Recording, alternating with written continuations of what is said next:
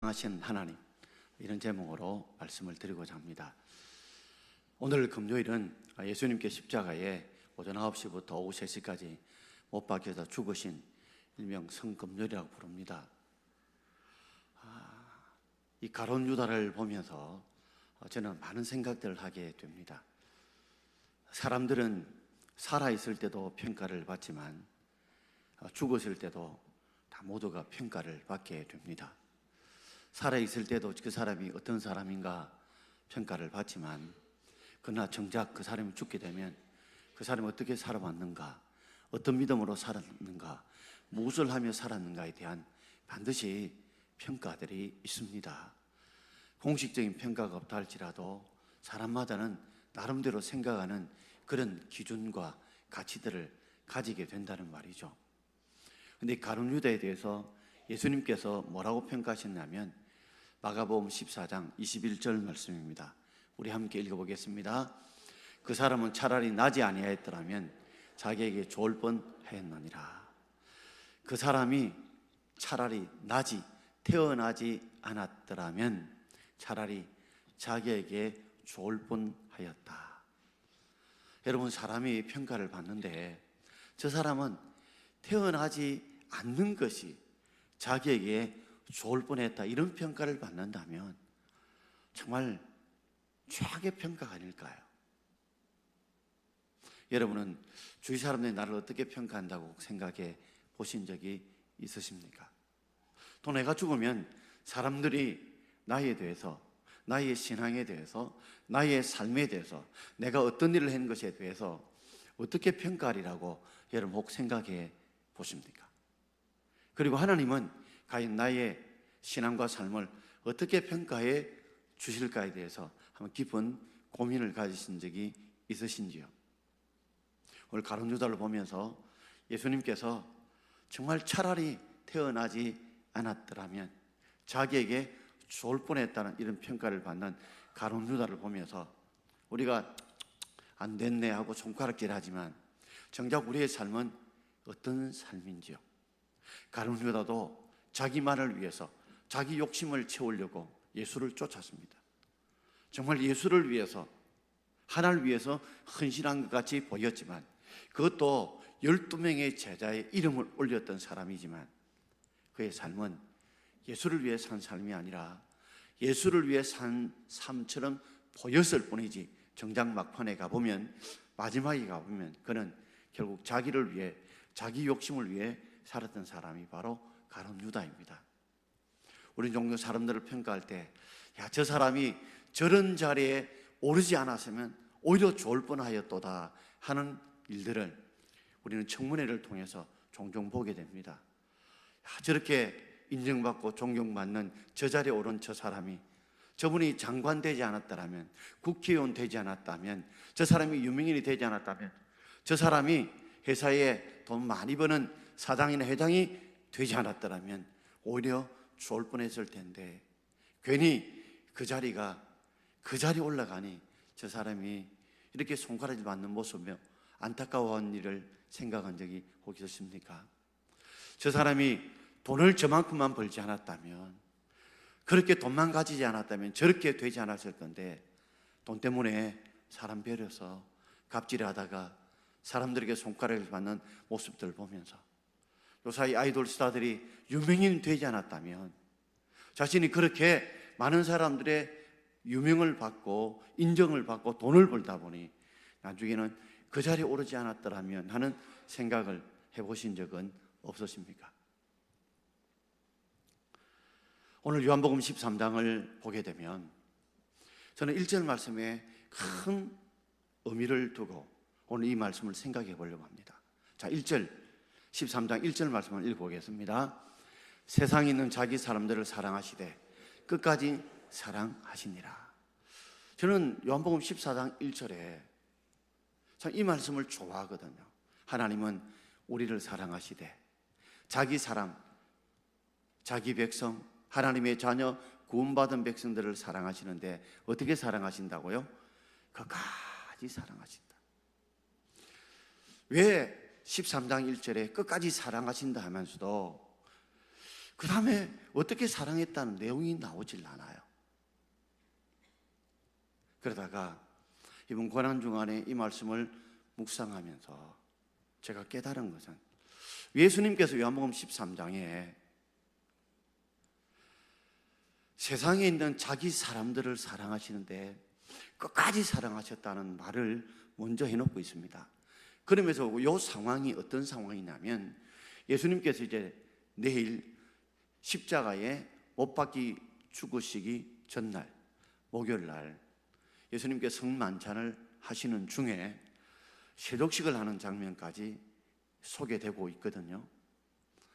그런데 자기 사람들을 사랑하시되 끝까지 사랑하셨다면서 과연 누구를 끝까지 사랑하셨다는 샘플을 보여주길 원하느냐 깊이 묵상하다가 제 머릿속에 번쩍 성광같이 생기는 생각이 있었는데, 그것은 가룟 유다였습니다.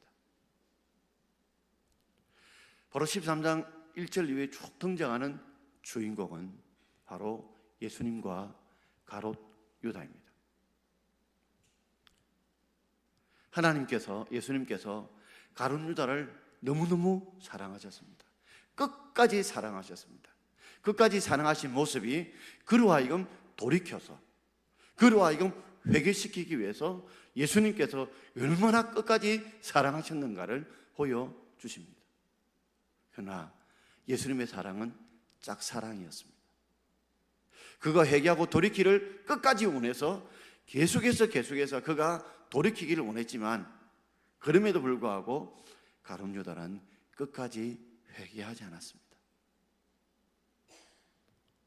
이걸 보면서 5번에 걸쳐서 예수님께서 가룟 유다의 회개를 촉구하십니다.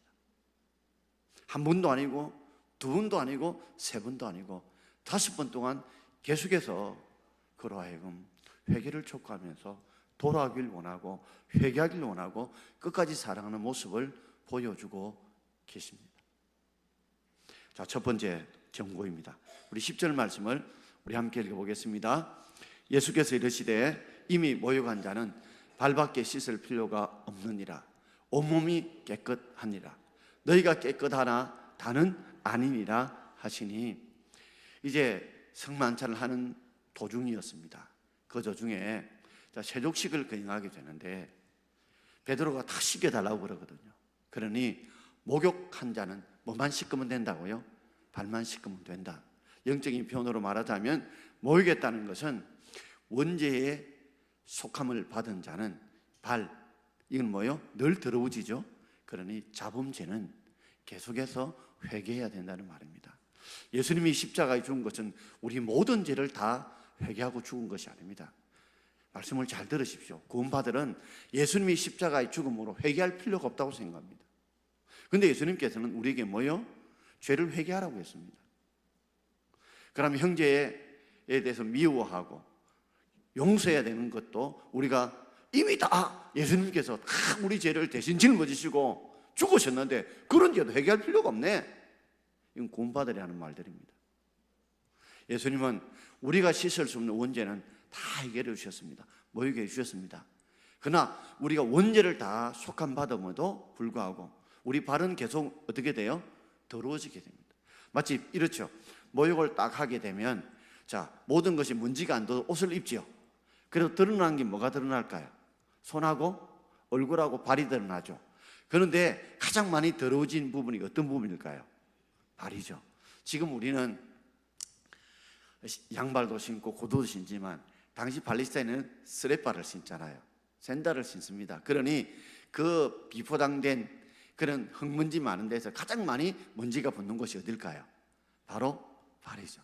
그러니까 자범죄는 우리의 모든 죄를 용서하신 것이 아니라 우리가 예수 이름으로 기도할 때 주님이 용서해 주시는 길을 열어주신 줄 믿습니다. 이게 구원파 우리의 회개의 측면의 다른 점입니다. 그러면서 너희가 다 깨끗하나 다는 아니다. 전부는 아니다. 전부는 아니다 하면서 여기 12명 중에 누구 하나는 깨끗하지 못한 자가 있다. 빨리 자수하여 광명 찾아라 하고 먼저 첫 번째 그를 건지기 위해서 그를 끝까지 사랑하기 위해서 첫 번째 메시지를 던졌어요. 그런데 아무도 자수를 안 하는 겁니다. 그러자 예수님 두 번째 그의 경고를 합니다. 18절 말씀입니다. 두 번째 경고입니다.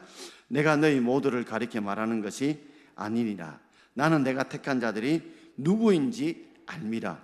그러나 내 떡을 먹는 자는 내게 발꿈치를 들었다 한 성경을 응하게 하려는 것이니라. 그러면 예수님 폭을 좁힙니다. 내가 너희 모두를 가리켜 말하는 것이 아니다 하시면서 나는 내가 택한 자들이 누구인지 안다. 이 말은 내가 택한 자도 있고 택하지 않는 자도 있다는 거죠. 내가 모두를 택한 것이 아니라 택한 자도 있고 택하지 않는 자도 있다는 겁니다. 내가 택한 자는 아는데 택하지 않는 사람도 있다는 거죠. 그러면서 내 떡을 먹는 자가 내게 발꿈치를 들었다. 여러분, 발꿈치가 이래 땅에 딱, 이 발이라고 칩시다. 땅에 딱 있으면 발꿈치를 들었다. 그죠? 이건 발꿈치가 크게 보이죠? 들은 것은 말라고 발꿈치 들겠습니까? 걸어가거나 남의 발을 차려고 할 때 발꿈치를 든다는 거죠. 이 발꿈치를 들었다는 표현은 시편 41편 19절의 말씀으로 다윗이 믿은 자에게 배신을 당했을 때 그때 쓰는 비유적인 표현이 뭐라고요? 그가 내게 뭘 들었다? 발꿈치를 들었다. 그는 종이 주인의 발을 차려고 하는 그 액션을 이런 언어적인 표현으로 말씀하고 있는 것입니다. 그러니 내 떡을 먹는 자가 내게 발꿈치를 들었다는 말은 나를 배신할 것이다. 나를 발들어서 칠 것이다. 이 말이죠. 자, 그러면 누구든지 이 중에 택하지 않는 자가 있는데, 그러면 예수님의 마음은 이 가룟 유다만큼 회개해서 택한 백성이 되기를 하나님이 간절히 원해서 성경의 말씀을 응하는 그 사건에 가룟 유다가 회개하기를 하나님이 원하고 있음에도 불구하고 가룟 유다의 마음은 아마 속으로는 동료인지를 모르지만 아직도 뻔뻔하게 사람들 앞에 자신을 속이고 있습니다. 자, 세 번째, 그가 예수님께서 경고하는 21절 말씀입니다. 자, 21절 같이 읽겠습니다. 예수께서 이 말씀을 하시고 심령에 괴로워 정언하여 이르시되 내가 진실로 너에게 이르노니 너희 중 하나가 나를 팔리라 하시니. 이 말씀을 하시고 심령에 뭐 하셨다고요? 괴로우셨습니다. 지금쯤이라면 가룟 유다가 예수님 잠깐 저하고 좀 말씀하실까요? 사람들 보기에 쑥스럽고 미안하고 부끄럽고 죄스러우면 예수님 잠시 저하고 좀 이야기하실까요? 하고 밖에 나가서 예수님, 바로 제가 예수 팔 생각을 가졌습니다. 은 40냥 받고 지금 내가 이 돈을 쥐고 예수 팔려고 지금 괴락을 꾸몄는데 예수님께서 아시고 계시네요. 내 죄를 용서해 주십시오 하고 자복하고 회개해야 되죠. 예수님도 이 정도 같으면 회개할 줄 알고 기다리는 거예요. 그러니까 심령이 뭐라고요? 괴로우셨어요. 나와야 되는데, 그도 구원받아야 되는데, 이런 마음의 생각을 가졌다는 거죠. 그리고 정언했다. 이 정언은 법정적인 용어입니다. 이거는 법정에서 거짓말을 할 수 있어요, 없어요? 위증하면 안 되죠. 이 말이 뭐라고요? 진실이란 말이죠. 그러면서 진실로란 말을 몇 번 하고 있어요? 2번 하고 있죠. 내가 진실로. 이 진실로는 아멘이라는 뜻입니다. 그러니까 한 번 할 때와 2번 할 때가 있는데 이 2번 할 때는 굉장히 중요하다는 말이에요.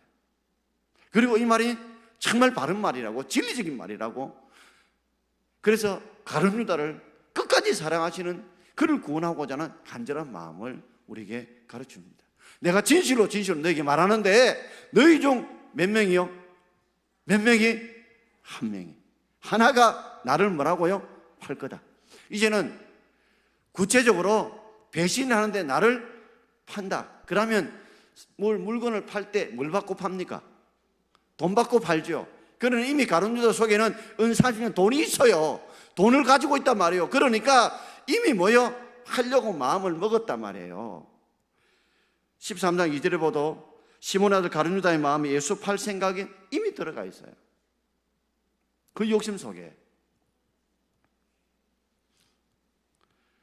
그러면 이 정도 같으면 정말 예수님이 심령이 괴로워서 얼굴을 보시면 그냥 말씀만 가지고 수심이 가득하여 마음에 괴로운 마음을 가지고 법정에서 정말 증언하는 마음을 가지고 진실로 너에게 이르노니 너희 중 한 명이 나를 돈 받고 팔 거다. 이렇게 했으면 여기서 이제 백기를 들고 바로 제가 그렇습니다. 제가 그렇습니다 했다면 하나님이 자기 사람들을 사랑하되 뭐요? 끝까지 사랑하시는 그 사랑을 통해서 그가 혹 구원받을지 어떻게 합니까? 자, 네 번째 경고가 나옵니다. 경고가 바로 26절입니다. 자, 같이 읽겠습니다. 예수께 대답하시되 내가 떡 한 조각을 적셔다 주는 자가 그니라 하시고 곧 한 조각을 적셔서 가롯 시몬의 아들 유다에게 주시니. 아버지, 두 번째 경고가 뭐여서 떡 조각을 내가 주는 자가, 떡 조각을 주니까 그 받는 자가 뭐라고요? 바로 그라고 이야기했죠. 그라고. 그런데 예수님 이제는 그걸 행동에 옮깁니다. 떡 한 조각을 적셨어요. 어디에 적셨겠어요? 포도즙에 적셔가지고 적셔서 누구에게 줘요? 주는 자가 그 사람이다. 그다. 누구라고요? 나를 팔 사람이다 하면서 이제는 직접 노골적으로 직접적으로 누구한테 준 거예요? 누구한테 준 거예요? 곧 한 조각을 포도즙에 적셔가지고 누구한테요? 시몬의 아들 가롯 유다에게 줬어요. 그럼 이제는 완전히 내라는 것이 완전히 밝혀졌잖아요. 그러면 어떻게 해야 돼요? 정말 부복을 하고 바로 접니다 하고 회개해야 되죠. 여러분, 다윗도 우리 아내를 범하고 충신들을 죽였을 때 나단 선지자가 그의 죄를 지적할 때 바로 내라고 회개함으로 그가 용서함을 받게 된 겁니다. 가룟 유다가 지옥 가게 된 것, 구원받지 못한 것은 죄를 지었기 때문이 아니라 죄를 회개하지 않았기 때문입니다.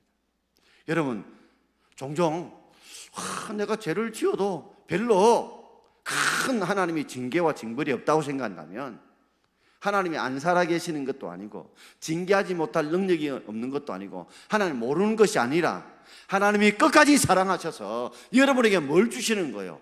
회개할 수 있는 기회를 주시는 거. 그거예요. 그거.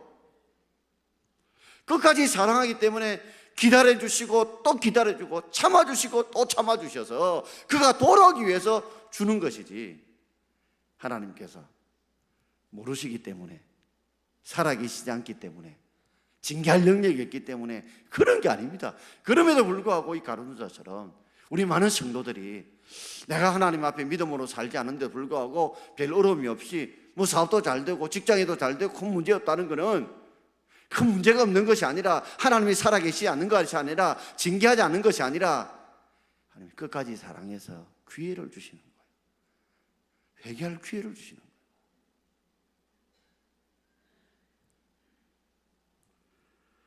다섯 번째 마지막 경고입니다.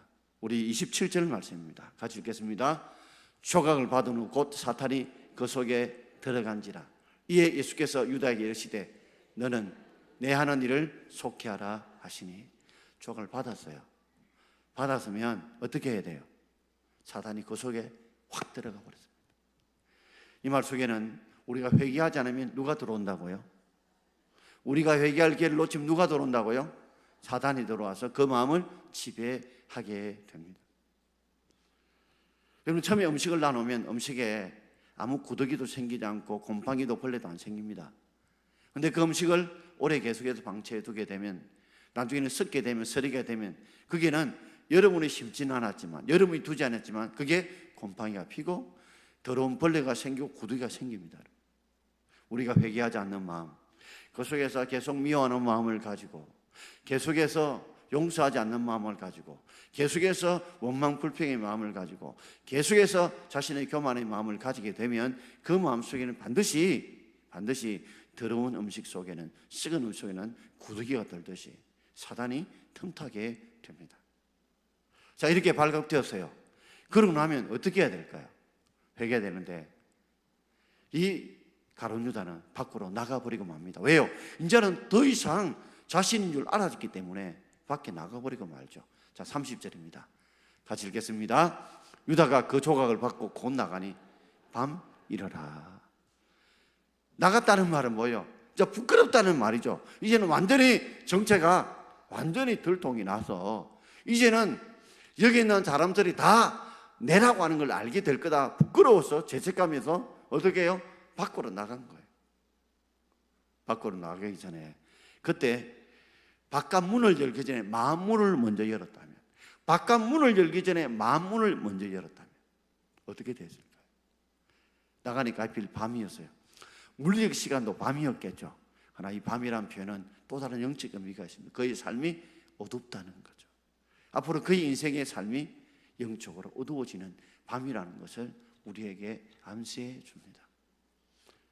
이걸 보면 당연히 가룟 유다는 뭐 예수 판다는 거 성경 말씀에 있는데 싶어도 예수님은 마지막까지 가룟 유다를 사랑하셔서 세상에 있는 자기 사람들을 사랑하시되 어떻게 사랑한다고요? 어떻게 사랑한다고요? 끝까지 사랑하셔서 한 번도 아니고 두 번도 아니고 세 번도 아니고 이 5번 동안이나 계속해서 그로 하여금 회개할 기회를 주시고 그를 건지려고 하는 그 강렬한 하나님의 끝까지 사랑하시는 사랑을 결국 짝사랑으로 만들어버리고 맙니다. 자, 우리 잠언 4장 19절 말씀을 함께 읽을까요? 악인의 길은 어둠 같아서 그가 걸려 넘어져도 그것이 무엇인지 깨닫지 못합니다. 악인의 길은 어둠 같아서 걸려 넘어지는데 무엇이 걸려 넘어지는지 깨닫지 못합니다. 내가 무슨 죄를 지었는지, 어떤 죄를 지었는지.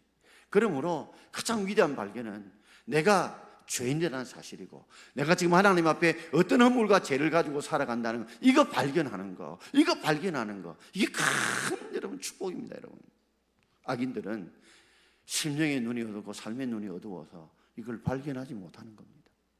그래서 바울의 위대한 고백이 뭐예요? 은혜로운 고백. 나는 죄인 중에 괴수다. 만삭되어져 나지 못한 자다. 이 고백이 바로 은혜 받은 자의 고백이 아닐까요? 저는 이 말씀을 생각하면서 정말 가룟 유다를 끝까지 사랑하신 하나님의 액션. 그래서 요한복음 14장 1절에 이 말씀을 하시면서 여기에 등장하는 인물이 봤자 주 주인공은 바로 가룟 유다와 예수님밖에 없는데 이 긴 장 속에서 계속해서 예수님이 푸시하고 또 푸시하고 푸시하는 걸 보면서 자기 사람들을 사랑하되 끝까지 사랑하시는 그 모습을 보게 됩니다. 여러분, 예수님의 사랑을, 하나님의 사랑을 짝사랑으로 만들지 말고 우리의 허물과 죄를 우리가 회개함으로 우리의 사랑이 하나 되어지는 은혜가 있기를 주의 이름으로 축원드립니다. 제가 오래전에 있었던 이야기인데 어느 목사님의 간증글에서 읽은 이야기입니다. 이분 여자분인데 1970년도에 한창 가발이 뜰 때 그때 이 가발 공장 사장님이었습니다. 이 가발을 해서 돈을 많이 벌었어요. 뭐 4, 5년쯤 지나서 이제 자리를 잡으면서 막 돈을 막 끌고 모을 정도로 모았답니다.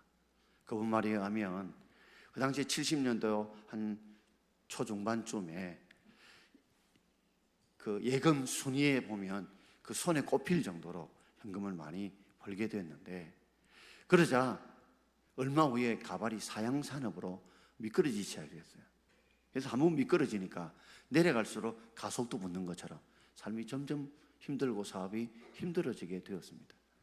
이분이 교회 다닌 지는 한 10년쯤 되셨는데 그 전까지는 뭐 교회는 이렇게 다니다가 이제 가발 사업을 시작한 거죠. 그러다가 4, 5년 후에 막 가발이 잘 되어가지고 돈을 엄청 벌었어요. 이번에 교회 한 10년은 다니면도 등록을 안 했답니다. 왜냐하면 등록하면 주소하고 전화번호 오고 전화하고 차도 옮기고 신방을 옮기고 그럼 헌금하러 옮기고 뭐 등등 여러 가지 귀찮으니까 어쨌든 막 교회 등록도 안 하고 그냥 교회를 다녔던가 봐요.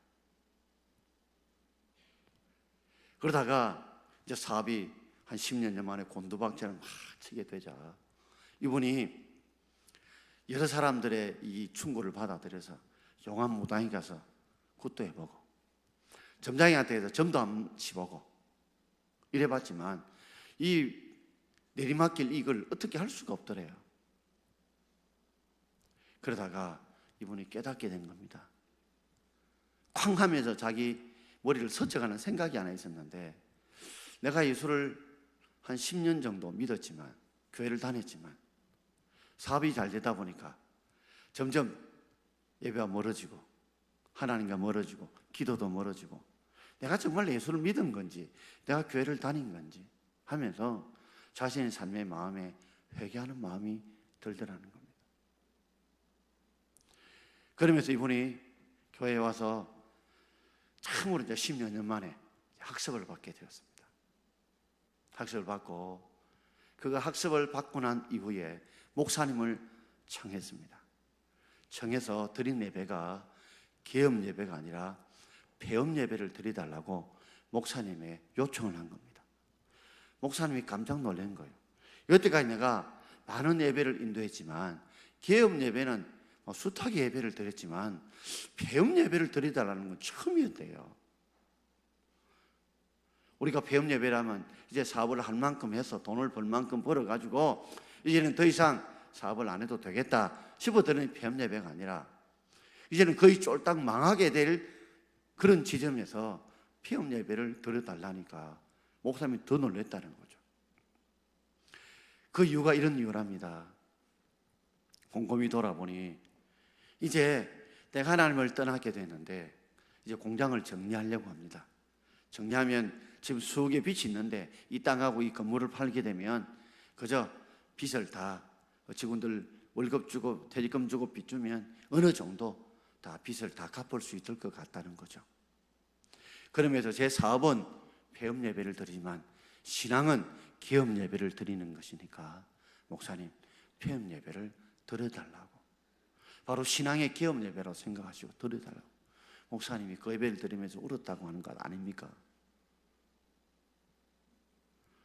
비록 많은 재산은 한순간에 잡았다가 그저 모래 빠지지 빠져나갔지만 그는 영원한 그 생명을 얻었다는 것입니다. 사랑하는 성도 여러분, 오늘 한번 우리가 깊이 한번 돌아봅시다.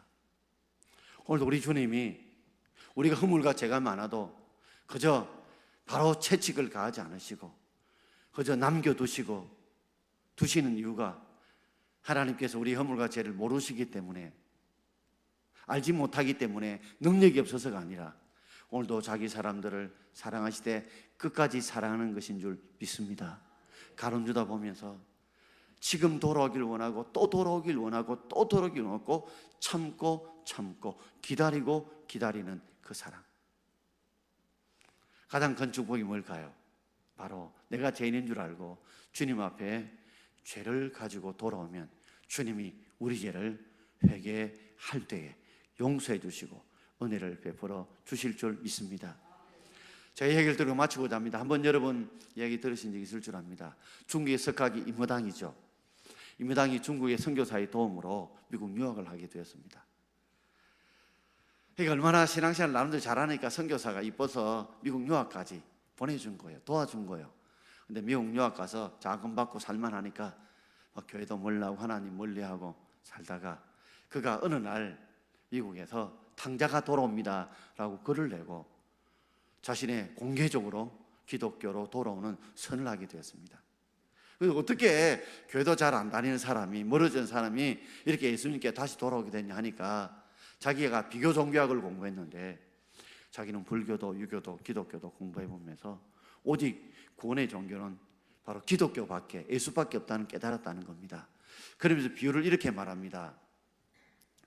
예를 든다면 이렇습니다. 우물에 한 사람이 빠졌습니다. 빠졌는데 살려달라고 고함칠 때 석가모니는 지나가면서 전생에 무슨 죄를 지었길래 이렇게 물에 빠졌느냐?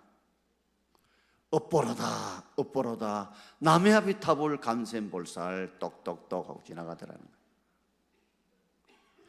좀 있다가 막 살려달라고 감치니까 공자가 지나가면서 야 이놈아 네가 얼마나 못된 짓을 했기에 이 우물에 빠지게 됐느냐 하면서 책망만 실컷하고 가더라는 겁니다. 유교는 내세가 없는, 그래서 우리로 말하자면 도덕적인 종교입니다. 그래서 유교는 책망만 있다는 거죠. 그런데 자기가 살려달라고 할 때 마침 예수님이 지나가시는데 예수님은 친히 그 우물로 내려오셔서 자기를 붙잡고 우물 밖으로 탈출시켜 주더라는 겁니다. 이 무슨 모습일까요? 예수님이, 하나님의 아들 예수님께서 친히 인간의 우물 빠져 있는 죄 가운데 있는 우리를 대신하여서 인간의 몸을 입으시고 이 땅에 오셔서 죽으심을 통해서 우리를 죄 가운데 구원해 주신 줄 믿습니다.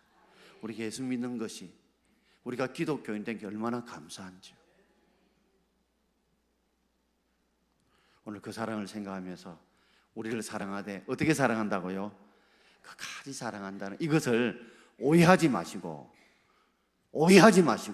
이것 때문에 회개를 더디하지 마시고 착각적으로 회개하시고 뉘우치면 주의 더 큰 은혜가 있기를 주의 이름으로 축원드립니다.